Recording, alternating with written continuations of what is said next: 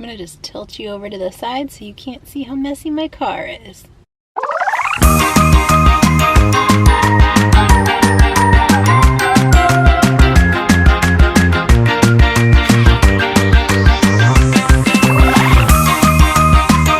Hey guys, so I today went to, oh my god, I thought the logo was gonna be I thought the logo was gonna be showing when I did that. That would have made more sense.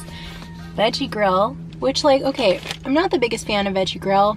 If you follow me on Instagram, you might already know this, but I couldn't do weekly vegan restaurant videos in the LA area and not do Veggie Grill. So I'm in Rolling Hills Plaza in Torrance, if you're familiar with that area. If you're not, it's like a small, actually it's not small, I guess it's kind of big, but like an outdoor shopping center.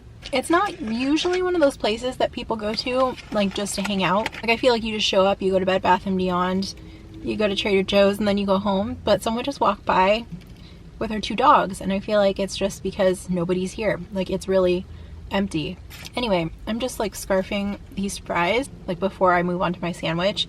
This dip is a chipotle aioli, which they always called it chipotle mayo before, and I'm not totally sure what the difference is aside from the fact that it's like thinner. It's good though. I actually kind of think I like it better than the old one.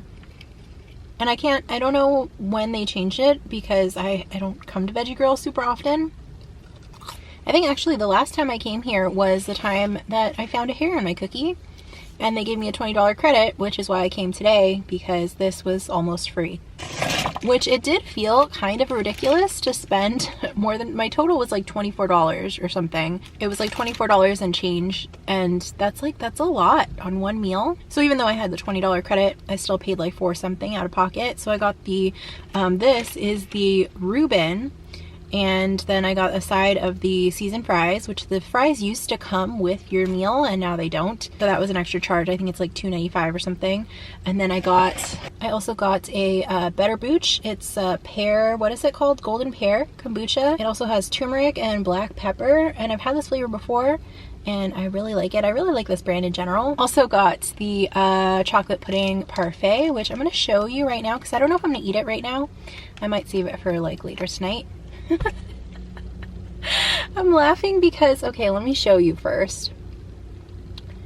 So like sometimes this dessert just looks like magnificent and other times it just looks super sad.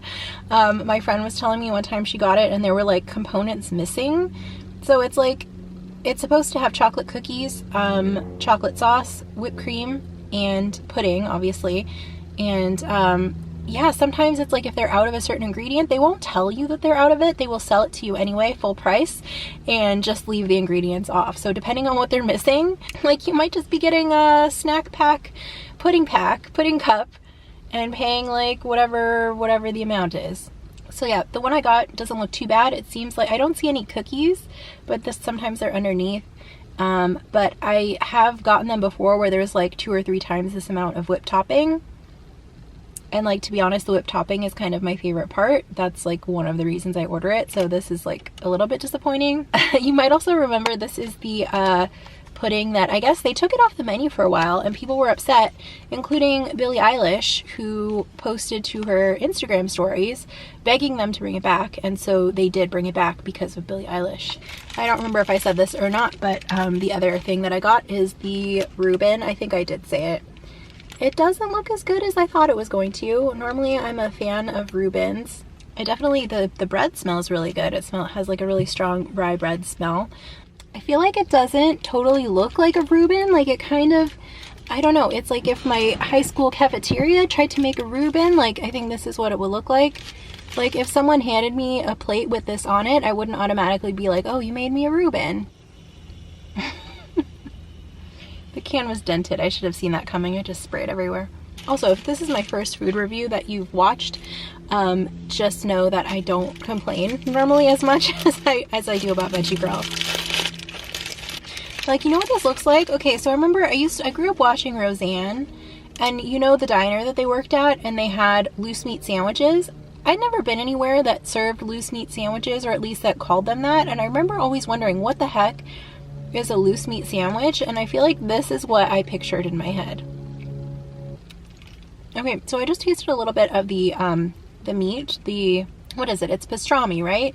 that was good. And I feel like, and I've heard things about this company before. I think it's called Unreal Deli. It's Goldfarbs. And people seem to be very impressed by them. Like, it definitely tasted like pastrami. Like, I feel like as someone who grew up not vegan, like, obviously I enjoyed eating animal products, but there was always something a little bit gross about them even when I was eating them. And I think pastrami is a good example. Like, there's a lot of good flavor in it, but there's still like a tiny bit of like grossness, even if you are someone who eats meat. Like, mayonnaise is another good example, I think. Like, I feel like even people who enjoy mayonnaise admit that it's like a tiny bit gross.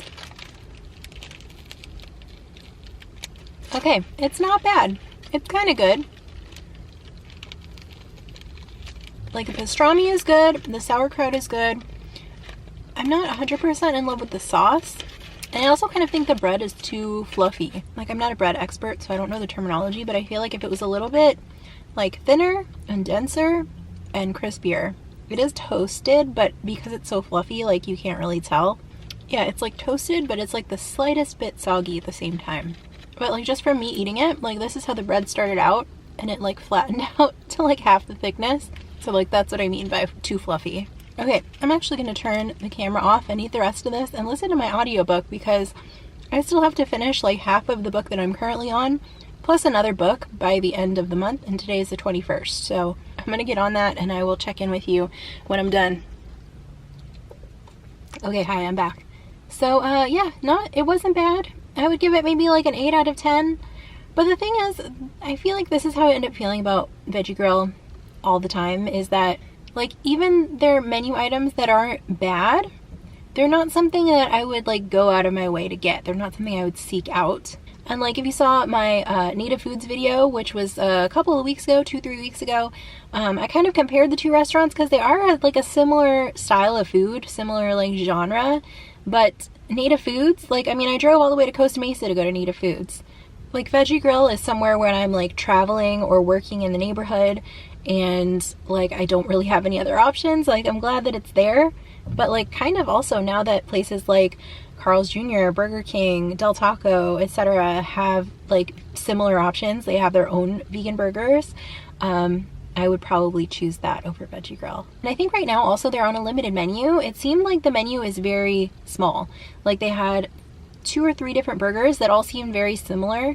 They had the Reuben, they had a tuna melt, which I also almost got out of curiosity, because it seemed like something that could be terrible, but it also seemed like something that could be really good. And I haven't tried a lot of the vegan tuna substitutes. I know the one that they're using is Good Catch, and I've heard good things about that one. And I looked on their Instagram account, on Veggie Grill's Instagram, and people were excited when the tuna melts became a permanent menu item. Like, there were a lot of comments saying positive things about it. Of course, like, I don't know if people were commenting negative things. Would they would they delete it? I don't know. But I think, like, basically Veggie Grill's menu reminds me of the kind of food, vegan food, for the most part, that I would get at like Downtown Disney. And I've complained about that before, is that there are some really great vegan options at Downtown Disney, but a lot of restaurants, it's like they have just a basic veggie burger, like a Impossible or Beyond Meat or whatever, and like, there's nothing special about it, and from restaurant to restaurant they're all kind of all the same. Like, that's what Veggie Grill's menu is looking like to me right now. Nothing really stands out, and nothing is like, I need to eat that. So I don't know, I guess if you guys let me know how you feel about Veggie Grill. I feel like whenever I post about them on Instagram, people seem to have opinions and have had similar experiences as what I described, that they just get disappointed a lot. So I don't know, maybe you love Veggie Grill, maybe you're Veggie Grill's #1 fan, and you can convince me why I should give them another chance, even though I've already given them many chances. But I don't know, if you have positive things to say, tell me that too. Like, if you want to defend Veggie Grill's honor, by all means, do it. I'm going to head home. I'm going to drink this. I didn't start my parfait. I'm going to save that for later. And I will see you in the next video tomorrow. Bye.